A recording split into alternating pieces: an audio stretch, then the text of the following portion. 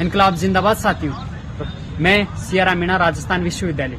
साथियों, गत दिवस राजस्थान के शिक्षा मंत्री मदन दिलावर जी के द्वारा एक फैसला लिया जाता है और फैसला ये कि कक्षा 12 की भाग ए और भाग बी, जिसमें आजादी के बाद का स्वर्णिम जो भारत है उसकी जो किताबें हैं उन्हें बैन कर दिया जाता है और कहा जाता है कि राजस्थान के विद्यार्थियों को हम जहर नहीं पड़ने देंगे। कहा कि कांग्रेस ने उसके अंदर कांग्रेस के जो पदाधिकारी, कांग्रेस के जो कार्यकर्ता हैं, सिर्फ कांग्रेस की कहानी उसमें बताई गई है उन किताबों के अंदर, तो और कांग्रेस की जो अच्छी बातें हैं उसको उनके अंदर दर्शाया गया है। साथ ही मैं एक बात बताना चाहूंगा और ये पूछना भी चाहूंगा मैं मदन दिलावर जी से और तमाम उसकी उस कमेटी से कि क्या आजादी के बाद में जो नेहरू ने जो कार्य किए, क्या वो कार्य गलत थे? क्या उनको पढ़ाना गलत है? क्या इंदिरा जी का जो परमाणु परीक्षण था वो गलत है? क्या राजीव गांधी जी का जो पंचायती राज का हुआ क्या वो गलत था?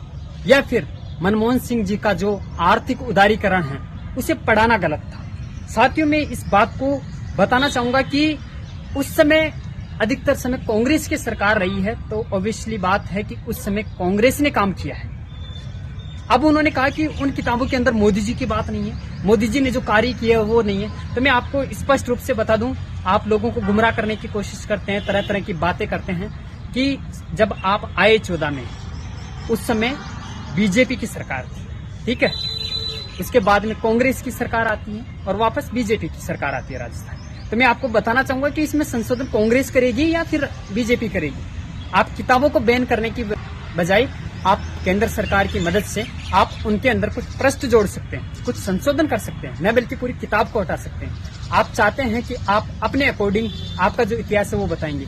आप बात वर्तमान की करते हैं, सवाल नेहरू जी से पूछते हैं, ये कहाँ का न्याय है और कौन सी मानसिकता है? ये मानसिकता बिल्कुल स्पष्ट रूप से प्रदर्शित होती है कि आप एक भड़काऊ जो तंत्र है उसे बढ़ावा देते हैं। आप प्रदेश के अंदर जो है अशांति फैलाते हैं, प्रदेश के अंदर दंगे फसाद फैलाना चाहते हैं और आप चाहते हैं कि सिर्फ और सिर्फ आपकी जो मानसिकता है, आपकी जो घटिया सोच है उसका युवा है पालन करे। आप नहीं चाहते हैं कि इतिहास की जो क्रांतिकारी गाथाएं हैं वो आज का युवा पढ़े, क्योंकि वो युवा यदि वो गाथाएं पढ़ेगा तो उनके अंदर सवाल पूछने की क्षमता विकसित होगी और आपसे सवाल पूछेगा। यदि आपसे सवाल पूछेगा तो आपके पास में जवाब नहीं है, क्योंकि आपने ऐसा कोई काम नहीं किया। तो मैं कहना चाहूंगा कि आप इस प्रकार के फैसले पर आप पुनर्विचार विमर्श करें और उसके बाद में फैसले लें।